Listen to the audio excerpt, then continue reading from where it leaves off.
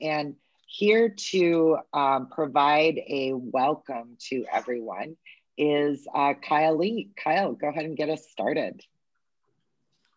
Hello, everyone. Thank you, Erica. As Erica said, my name is Kyle Lee.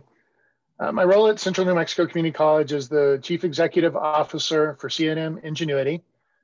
C&M Ingenuity is the enterprise arm and research park entity formed by Central New Mexico Community College.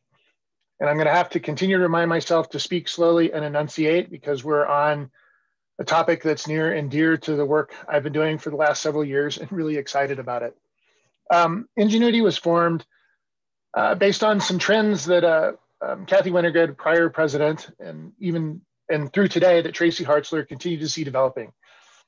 The reality of the COVID pandemic is most of these trends are only been accelerated rather than changed from what we saw, what we've been seeing over the last 5 years. One is funding trends into education, from state education into state institutions, is generally on decline across the board in the US. The reality of COVID is job security is come into the forefront, and having those skills that allow you to have very resilient work are increasingly important, particularly as technology develops very rapidly and the ability to acquire skills is very necessary. And as along with that technology reality is there's the potential, or we're in a sea change moment where many more people can participate and get those skills to participate today in a way that maybe they didn't even just a few years ago through traditional academic paths. So C&M Ingenuity itself was formed to do three things. One was innovate training and provide alternatives to a classical training model. The second was to be an entity that's easy to partner with. To share a little quote from a former education secretary, organizations that don't form partnerships will not exist 10 years from today. And that was a few years ago, and we see that kind of consolidation and partnership effort underway across the board. And the last is an economic diversification, not only for the individual, but for the institution and the community as well.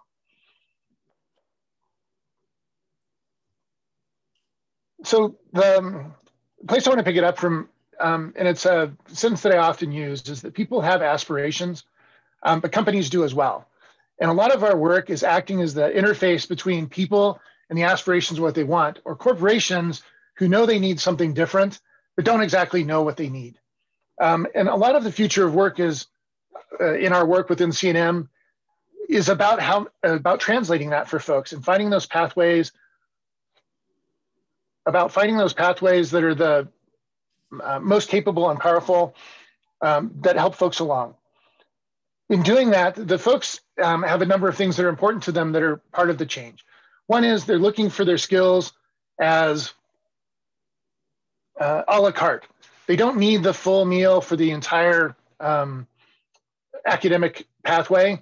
They need certain components of it in order to enhance their pursuit. The second is skills and credentials are very different. We're all used to the standard transcripting process from the past, but the reality is a lot of what we need today require very focused and specific skills that you can acquire rapidly through different education methods such as CBE or apprenticeship that are really valuable as folks focus on these new emergent arenas for their work. The last is, and maybe the most important, is speed and price. As I'm sure everybody that's on here is aware, the rate of formal education has increased far beyond what the rate of inflation is. So folks are continuously looking for that value to help them fulfill their aspirations. Corporations themselves, whose core competency isn't in fact training, are looking for those partners that can help make that marriage occur. Just a little brief anecdote associated with this, where we've seen some great success. Just today, I met with a gentleman, Chris, who graduated a few years ago from C&M with an associate's degree, and then went on and got his Cisco certificate. And he's now a national solutions manager for Splunk. And throughout the conversation today, he continually talked about how he only had his associate's degree, but he changed this really wonderful career, and he could continue to enhance his career through just little small components of credentials or skill advancements that he could bolt on that allowed him to succeed. As a follow-on to that, though, about a year later, 2 years later, we had an individual who only went through one of our deep dive coding boot camps and is now, he's really proud of a number of things, which is one, he was able to leverage what's available to him through the government aid systems. And he had a lot of pride before he did it. And he talks about that. But once he was able to dive into it, he took our deep dive camp. What he shares now is he's a senior lead consultant to the national labs. He too went to Splunk in a senior technical advisory role. And he continues to tear down this incredible technology pathway without a degree at all, but simply having those credentials and demonstrated skill in a technical field that's very attractive and seeking many people.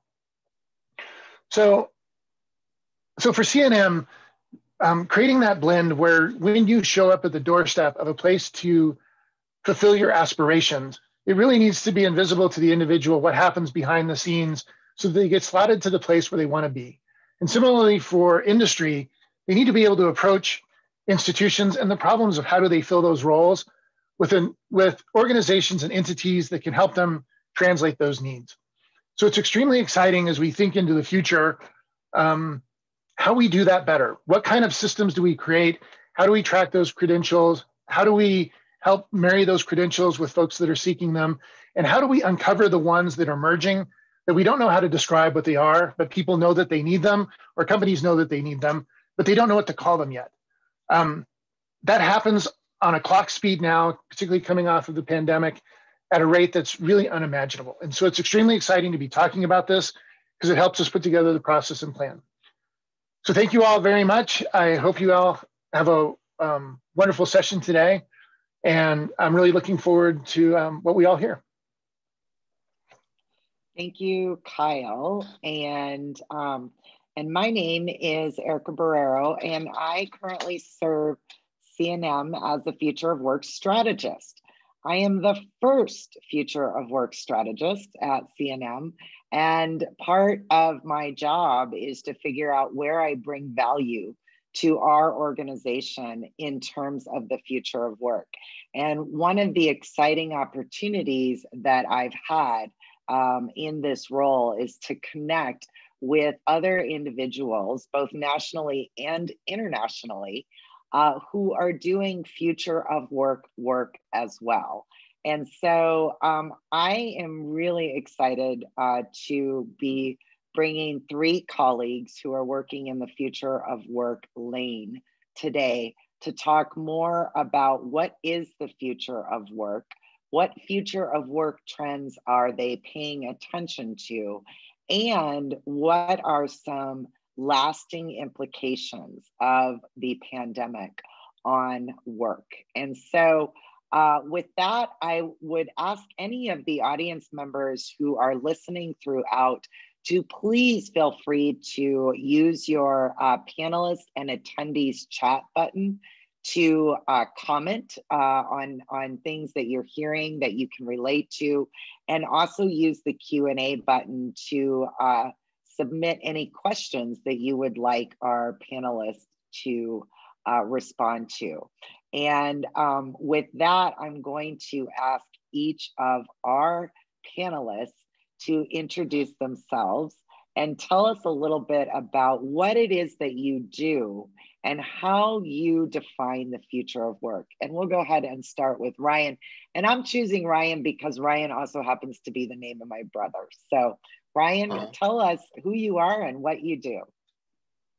Well, firstly, thank you for inviting me, Erica. Being part of this Future of Work Pioneers community and getting to meet you and Anne and Sylvia and others has been just awesome. It's really interesting to start to collaborate across sectors. This world, the world of government, education, systems. It's really cool how this future of work concept is sort of evolving, and the stakeholders are starting to talk to each other. My name is Ryan Sullivan, and I'm really passionate about the sort of the story of the underdog, and I think Future of Work is a really good forum for that. I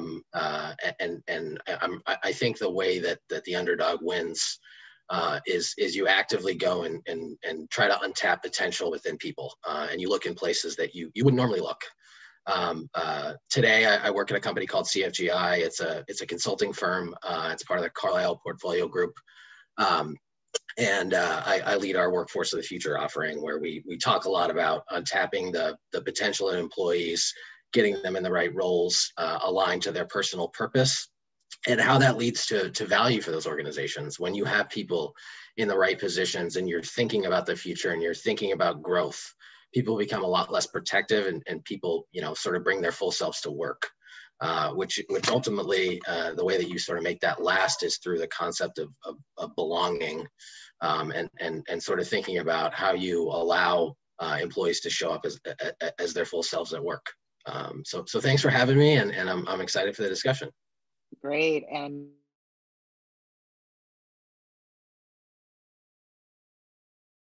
I'm going to turn over to Anne and ask Anne to tell us a little bit about herself and what she does and how it connects to the future of work. Welcome, Anne.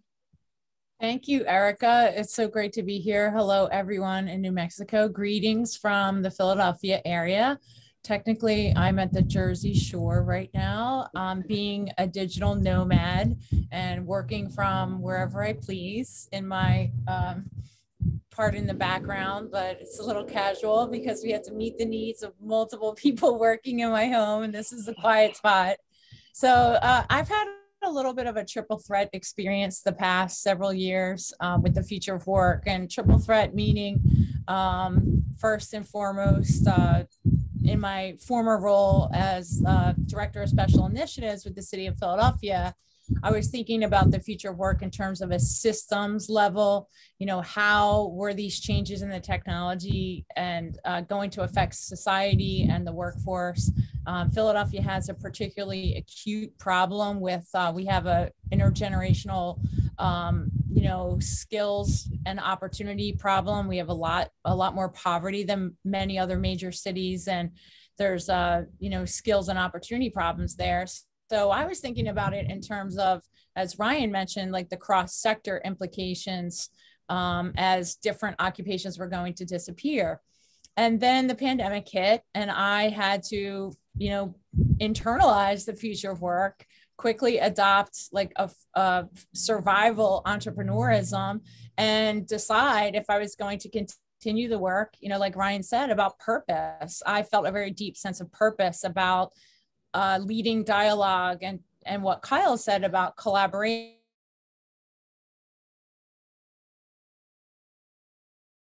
So I had to decide if I was going to jump off the cliff of launching something on my own. And so a year in, I'm really excited that momentum is building.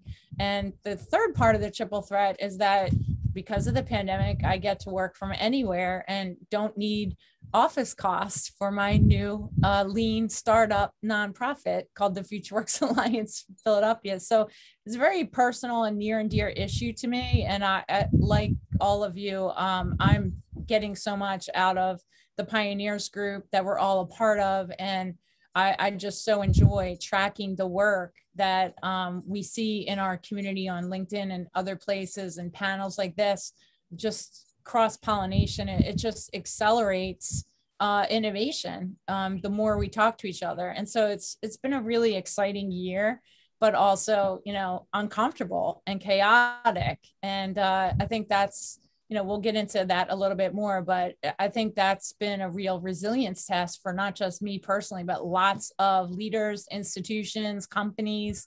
It's been a really amazing year with lots of opportunity for learning for the folks that were comfortable enough in all the chaos to take away some big insights. Well, thank you, Anne. Again, looking forward to diving a little bit deeper into some of those threads that you've mentioned. But before I do that, I'd like to welcome our final guest, who comes to us from Sweden. And she was sharing before we started that it's actually a major celebration day weekend in Sweden with midsummer celebrations going on. So we feel especially honored that she is here with us today. Celia, thank you so much. And can you tell us a little bit about who you are and what you do and how it connects to the future of work?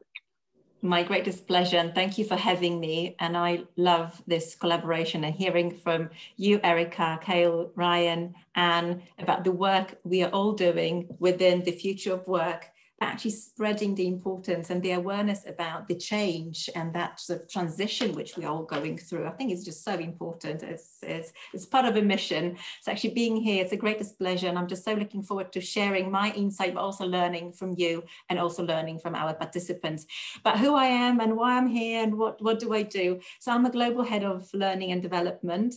And I very much focus on learning experience, and I'm looking very much at learning with the lenses of future of work and future of learning, because we know that this is something what it's coming, it actually came way before COVID.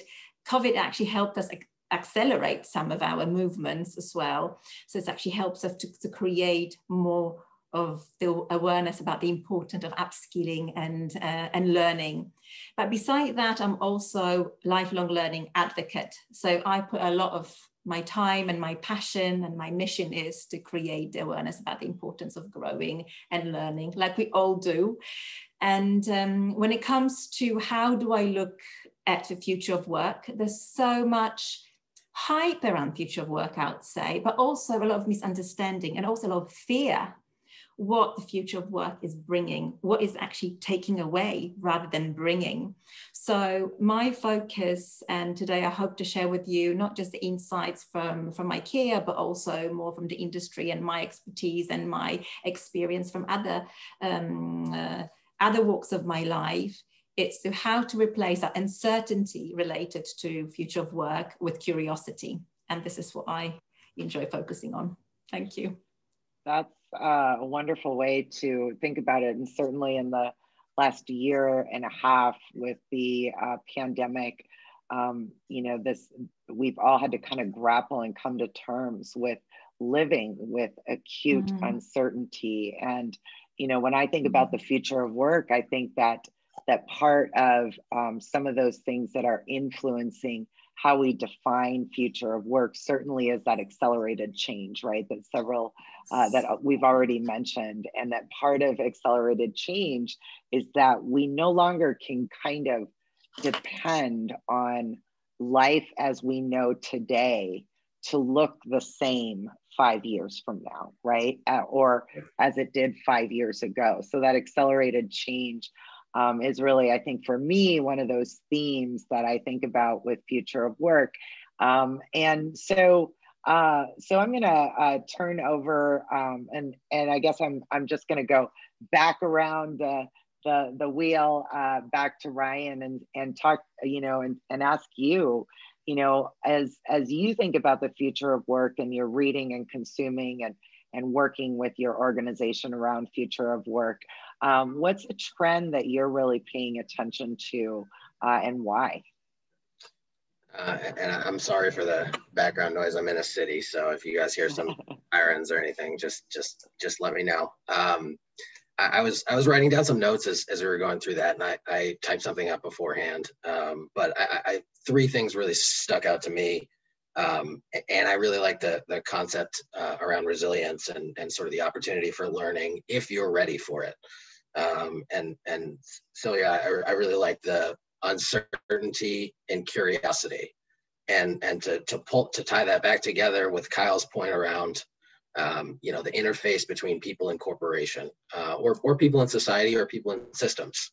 I think there's when I think about the future of work, I think about two words come to mind: change and opportunity. And that can be good and that can be bad. I think the future of work, to me, hasn't played itself out yet. To date, it's a series of changes: automation, gig workers, remote work, generational change, diversity, equity, and inclusion, the declining life of skills, which I'm sure you guys are dealing with in the education world. But I think if you think about the future of work in the context of change and opportunity, the answer really, lies in the level of preparation and commitment that leaders are willing to invest. Are you willing to step outside of your comfort zone and really allow others to replace that uncertainty with curiosity, make them think that it's opportunity and not necessarily you're taking something away from me. So I think that's a unique challenge. I think it's the challenge that's going to define the next 20, 30 years. And so I think June 2021 is a really interesting month in that time frame, because we're starting to see things open up, and I'm taking notes. I don't know the answer, but I'm definitely trying to figure it out and learn from you guys. Nice. Sylvia, it looked like you wanted to jump in on something there. You can read my mind here. Yeah.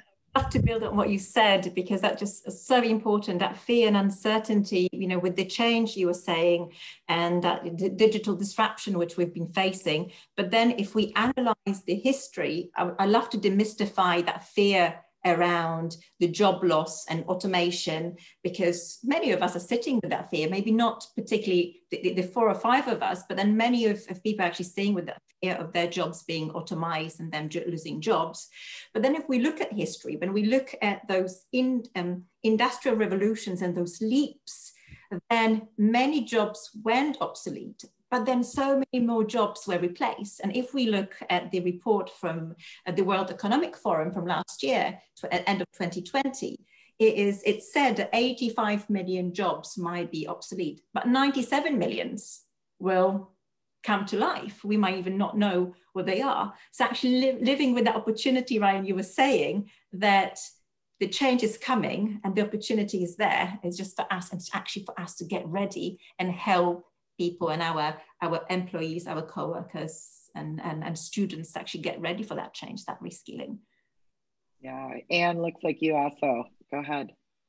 Yeah, I guess I'm going to be Debbie Downer a little bit. The change of the Industrial Revolution was painful.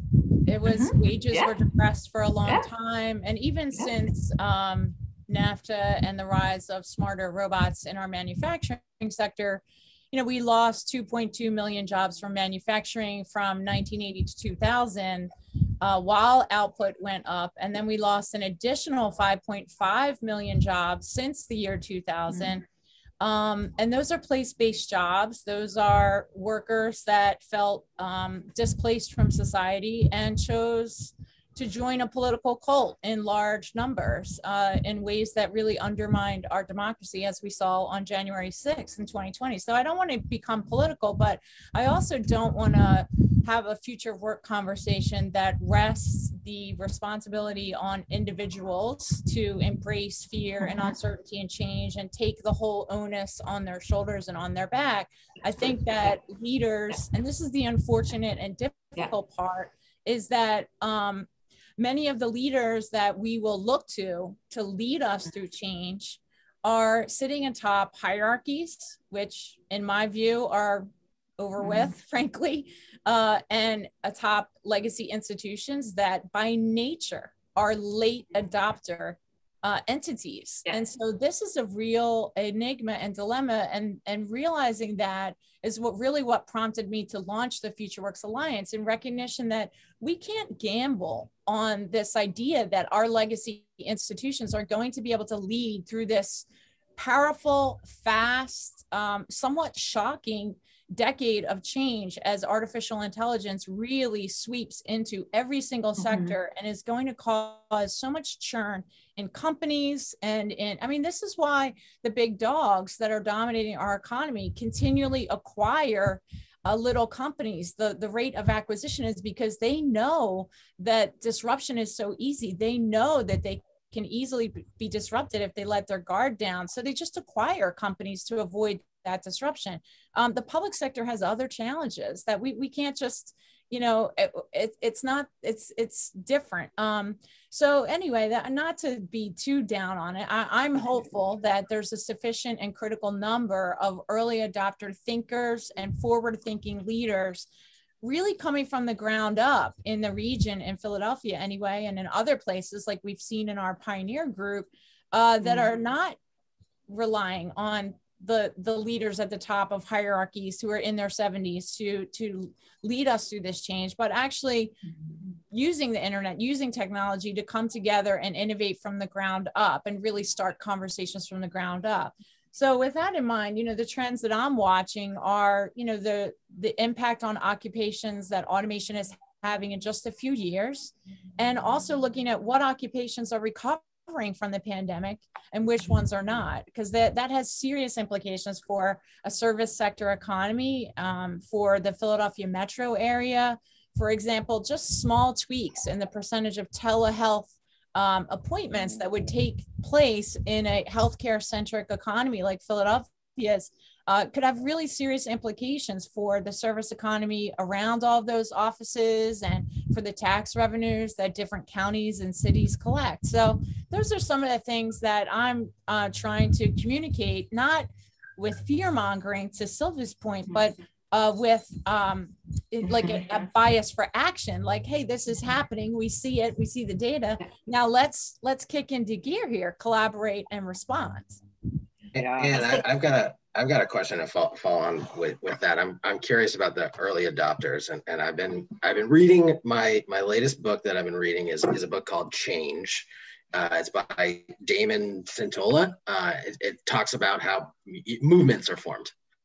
And it talks about the idea that everyone assumes that change, big change, not information spreading, not a pandemic, but like social change occurs in a little bit of a different way than some of those, like a pandemic or information, which typically spreads through weak ties like influencers. So those leaders of those large corporations, and he almost, I don't know if he fully makes the contention that change occurs from the outside, but he talks about creating some of those early adopters in the periphery, which magnify that change, and eventually it gains momentum. And once it gets to a certain point, so I'm curious, thinking about your alliance, thinking about some of the early adopters, where are they, and where are you seeing them?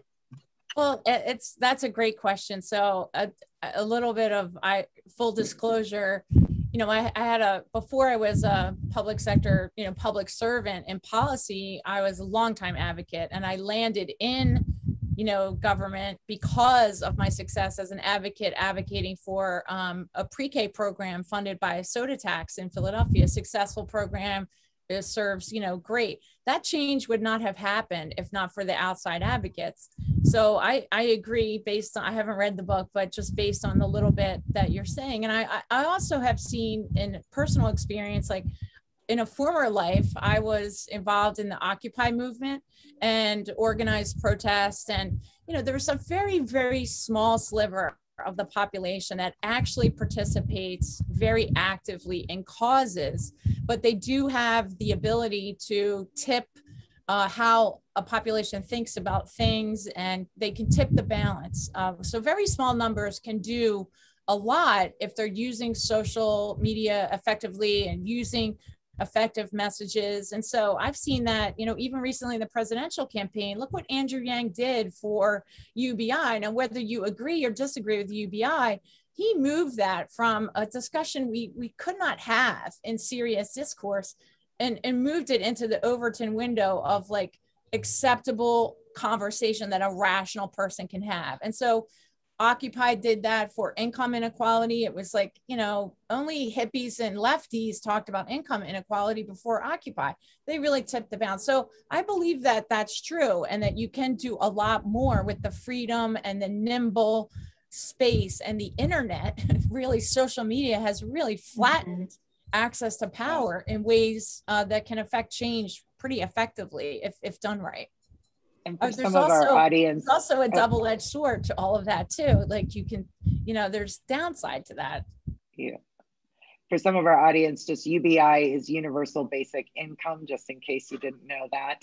And Sylvia, speaking of, the way that in many ways, the internet and technology has democratized democratized access to information and access to learning. And I know one of your passions is this whole idea around continuous learning in the future of work. How about you share a little bit about that in connection with some of these themes that Ryan and Anne are bringing up? Yes, and actually what Anne was saying, that's just so important, and it's just it's such a big task. But then, of course, just looking at that big perspective and that big movement and that fear, and seeing what's happening, I'm very much about how we as an individual, me as Sylvia, me as people I work with, my organization or other organizations, how can actually we make the change? How can we help? How can we impact? Because we know that we live in, disruptive world. We know the change is happening. We know that people are losing jobs. But how do we, sitting with that knowledge here now, how do we actually turn it into value? How do we prepare people for that change? How do we help people transition? So I'm more about finding tools and creating the awareness about the importance of going through that change, having that change management, and also learning and actually preparing ourselves to that. And of course, I believe, because I advocate for lifelong learning, and I believe that that's learning creates knowledge, creates understanding. And I don't always talk about, formal learning and formal education. It's more about creating that mindset about learning, because that's a precondition and prerequisite for everything what is happening later. So from that perspective, I'll be happy to share from two sides, from the individual, how do we adapt for the future of work and that disruption and that change? The responsibility, of course, sits on us. And of course, how much the organizations, states, cities can create and prepare the landscape and the ecosystem. And we have great examples from, UNESCO Lifelong Learning Institute is creating learning cities. That 230 learning cities now we have. And the aim is to have over 500 learning cities. Cities like Bonn,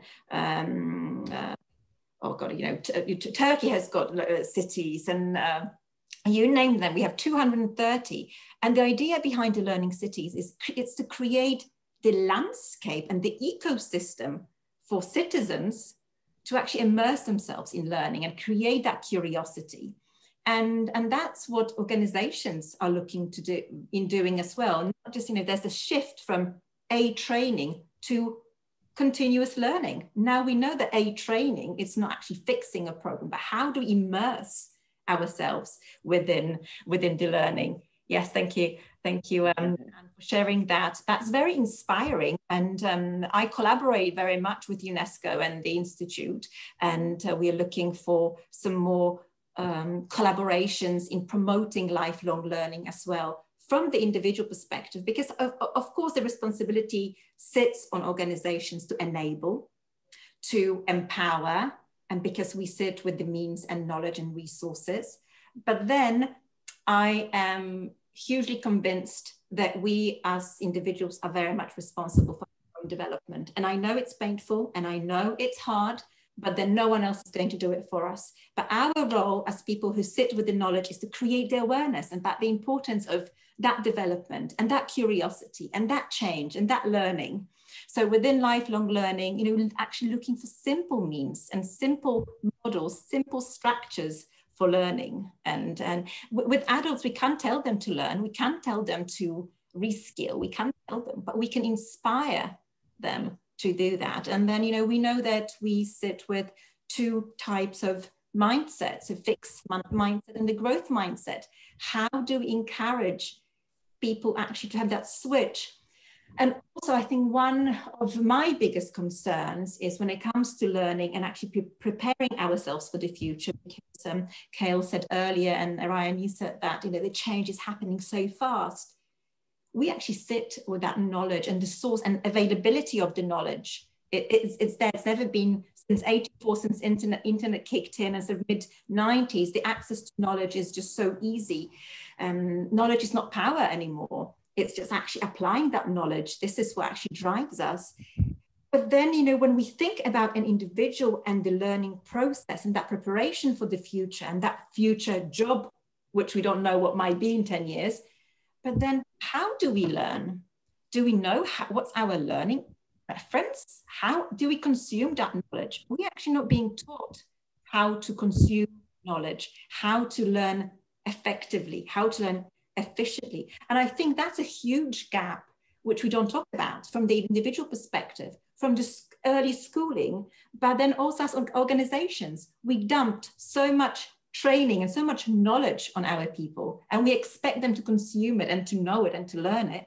But then they all consume it, they have a different drive, relevance, and need. How do we adapt that? So this is also what I sit with as well.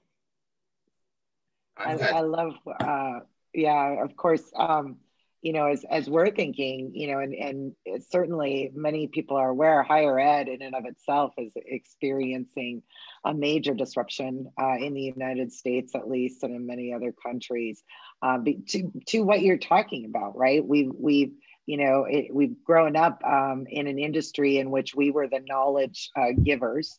And so now it's trying to think about, right, not only do we help, you know, that we prepare individuals for new skills and new jobs, but really how do we support people in that learning how to learn, right? And you know, yeah. I was even, you know, my previous role was the dean for the School of Communication, Humanities, and Social Sciences. And I was like, I would love to do a degree that is purely like about learning, right? And it doesn't, you know, but really like having this understanding of how you learn best, because it kind of is going to be the foundation of remaining relevant in this era. And so, Anne, Ryan, anything that you want to comment on specifically to what Silvio is saying? Yeah. Oh, go ahead. Sorry. Anne, I'll let you go first. Anne, go ahead. I just noticed a really great question in the chat from John Bell. Asked a question about cities' traditional economic development models and attracting employers and attracting employees, and sort of overlooking the independent contractor or gig worker. I couldn't agree more. And it's, I love this question because one of the things that the FutureWorks Alliance Philadelphia does is convene anyone who's interested in a topic to virtually and asynchronously participate in a strategic collaboration to address a topic, solve a problem, create essentially a project plan. So we're using a great process, tech-driven, efficient, and that's one of our topics.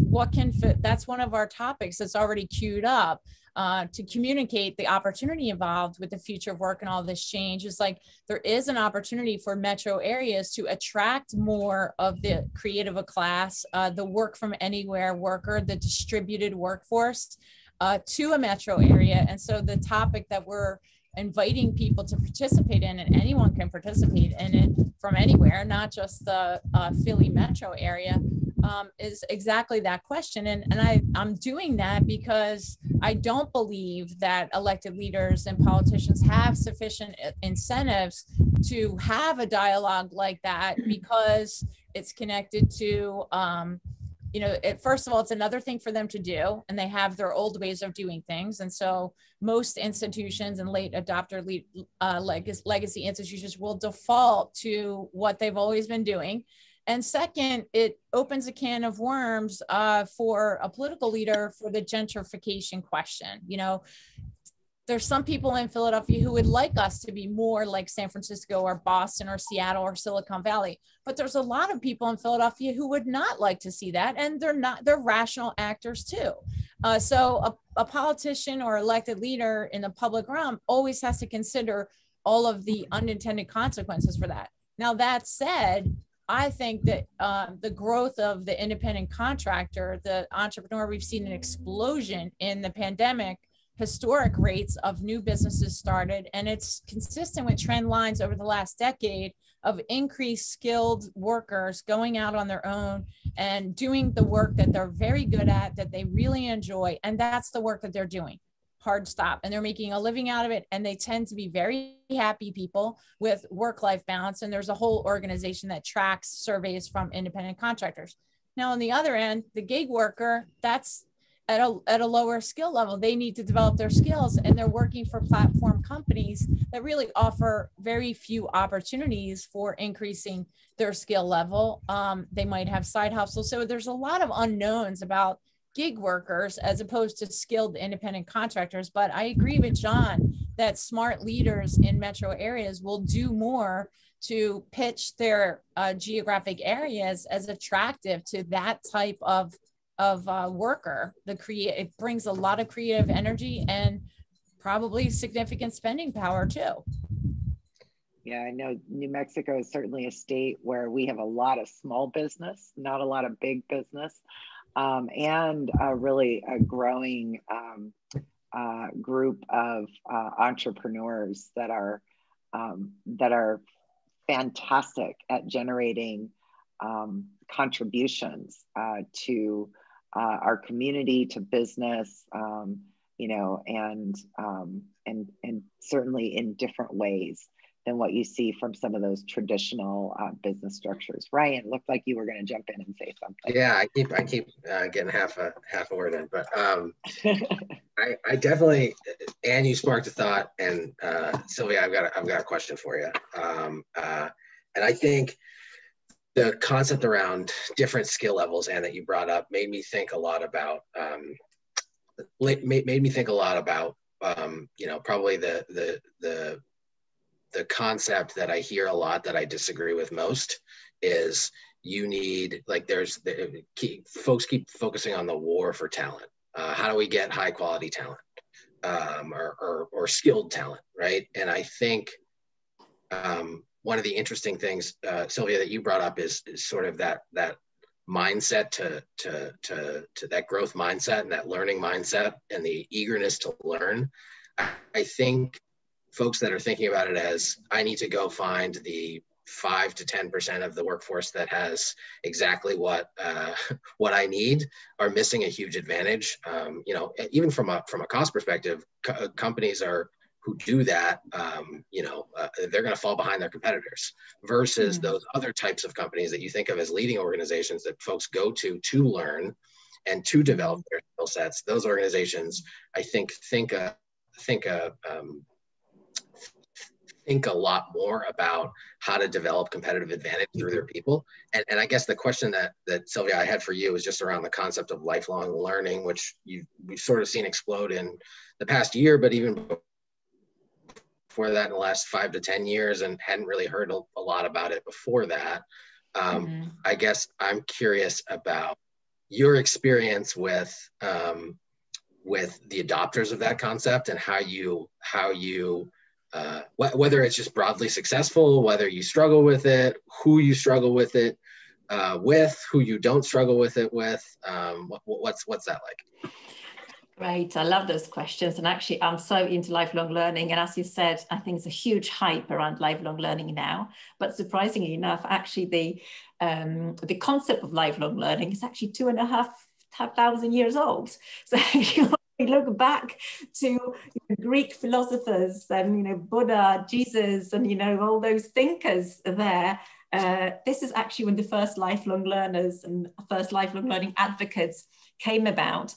But I'm really happy that we are having the renaissance of lifelong learning, because we need to remember that actually learning still is a privilege.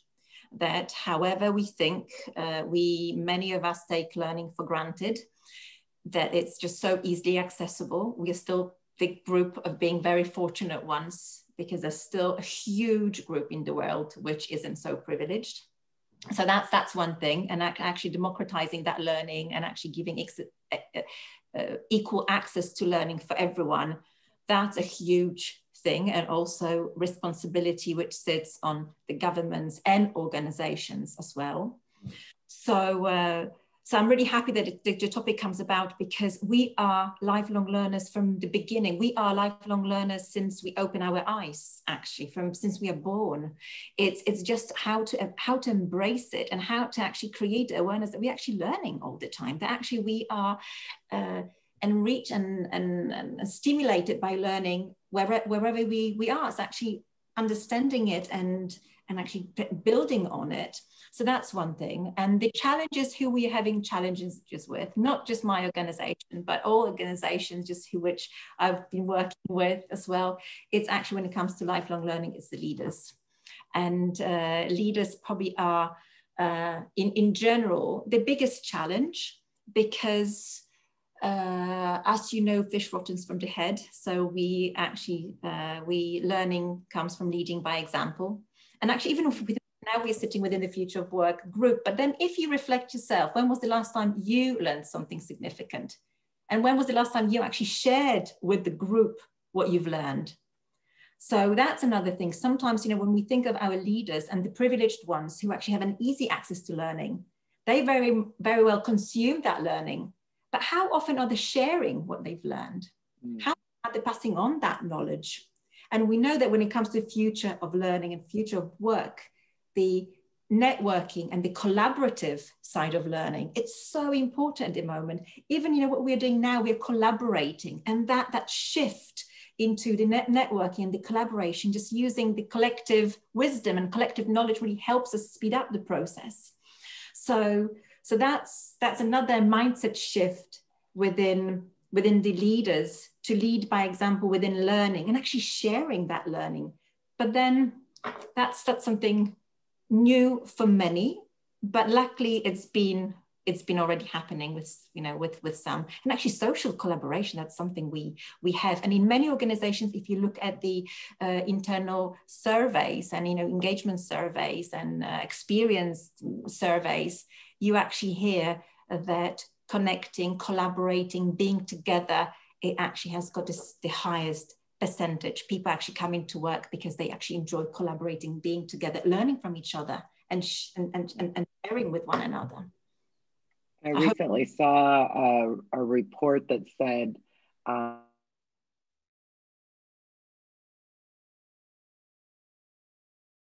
millennials are looking for is what type of learning opportunities that they will have within that organization. And so I just I would love you to share that with me, please. Yeah, I'll find that because as we think about, and then the other thought that came to me as you were talking about how important leaders are, but in modeling it and sharing it, but also creating space, right? Because part of this accelerated change, automation, and everything else is that we're all like up to our eyeballs in workload, right? And because we're in this place where automation right now doesn't feel very automated, right? It's just more work because we've got to figure out how to turn on a lot of those systems so that they're working for us. And so like creating that space for learning that doesn't have to happen at 10 p.m. at night as I'm following Anne, Ryan, and Sylvia on LinkedIn, right? But rather as part of my Wheatie breakfast, So. Right. And of course, it's. Oh, sorry, Anne, go on. No, that's okay. Finish your thought. I really love what IKEA is doing, and I want to hear more. Thank you. So of course, we have two different types of people actually who are hunger for competence development and learning. And I think Kale and someone else mentioned earlier about, the IT sector and the digital sector. And of course, those are people who are hungry for knowledge. They crave that mental stimulation. They really, they want to have another certificate. They really need to be ahead of the game. But then we have another group of people who we are also working with, responsible for, and you've touched upon them a little bit as well, is the ones who actually work just to support their families, and they are part-time workers, or they have a bad experience with education before. How do we empower them to have that craving and and curiosity for learning and understanding of importance of learning. That's something we're always sitting with a lot. And that's, the organization structure, the ecosystem, and the leaders which drive that mental mindset shift there. Yeah, that's a perfect tie-in to one of the things that I hope is a silver lining from the pandemic, which is, more comfort in the public realm of talking about mental health and trauma. Trauma inhibits learning. The research is very clear. Traumatic experiences literally change your brain chemistry and your capacity to make decisions, but also learn new things. And so in a lot of underserved communities that have experienced violence or even experienced this pandemic very differently than a white collar workforce, many workers are constantly in a survival mentality, and the trauma of just existing through poverty, making your ends meet, is a biochemical block to learning that I think that now that we've all experienced collective trauma of varying degrees in this pandemic, there's a greater comfort in workplaces from employers, among friends and family even, to talk about like, oh my gosh, I've never been so depressed in my whole life as I was in the winter of 2020. I have had so many conversations like that among friends that would never have talked about, anxiety, depression. I've watched teenagers go through the worst school year ever. And so I hope that a silver lining coming out of this is the recognition of the whole person at work, and also more trauma-informed employee benefits and employee work culture. We could have a whole other webinar about that, but I think it's important to make the connection between trauma and various life experiences and the just baseline ability to learn or be curious, right? First, you have to resolve some of those things. And then, as a former teacher, like I couldn't imagine teaching high school over Zoom to an urban, or any teenagers. They're not going to sit through Zoom for, anyway. So the social capacity of learning is super important, but if that social component is forced or doesn't recognize trauma and different learned experiences, it will probably not be as successful as an approach that does recognize mental health, trauma, and the whole person. You're right, and that's probably a topic for separate discussion. And but it connects to the future of work because of future shock, right? We are seeing in the data more addiction, more suicide, even before the pandemic. And this displacement, this economic displacement of jobs is happening. Yes, there is very real opportunity, but I feel a sense of urgency to beat the clock in a sense on that displacement, to really, communicate and in ways that acknowledge how hard it is to just acquire new skills. It's very hard to do that. It takes hundreds of hours that a lot of people don't necessarily have. And so without that, we are going to see more suicide. We are going to see more addiction. We are going to see, more domestic violence and abuse. And, that's the reality that I think leaders, many political leaders or institutional leaders may not be willing to acknowledge, that if we don't act now and do the hard work of additional collaboration, we are going to see negative impacts. So we can either be proactive or get ready to react to the negative consequences, one or the other. Ryan, speaking of, Ryan, you wanted to say, because I wanted to have a positive note to that. I know, yeah. Very quickly. Just a bit, of course, that's a huge concern. And I'm lucky to say that my organization and many organizations I've heard, we do recognize that. So of course that support comes, but that really is a call for action. And that is really a message for organizations to step up and actually have that responsibility, because this is our people. This is whoever's coming into, we are looking at our co-workers holistically now. And now do we foster and take the best out of them. So of course the responsibility is very much on, I'm not talking about politics, I know nothing about politics and the institutions, it's more of a personal and an organization, so responsibility is there. But then on a positive note, if we look at the figures and that a lot of companies went bankrupt, but then we actually noticing a huge increase in millennials billionaires.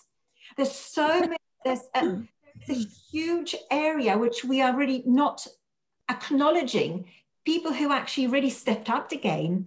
And I believe that we really should be looking at some good examples. If we're looking at the change, it's actually, instead of traumatizing, not ignoring, of course, acknowledging, but then looking at the good examples. How did they do it? How did they adapt? And actually help the others to actually follow a similar path. Of course, it's not for everyone, but just with the figures, there is some light at the end of the tunnel. Ryan, as we're wrapping up here, what do you see as the urgent call to actions post-pandemic moving forward for organizations and or individuals? Yeah, I'm just trying to listen as much as I I know. But a couple of things that sparked my mind. One was beat the clock, and I think collective trauma right now needs to happen now, when you have a lot of people who are like, okay, we just went through this together, we need to make some changes. There's a unique opportunity right now that we need to start to act on. And Sylvia, I think thinking back to leaders and learning, and this goes back to the concept of belonging at work, in society, et cetera. I think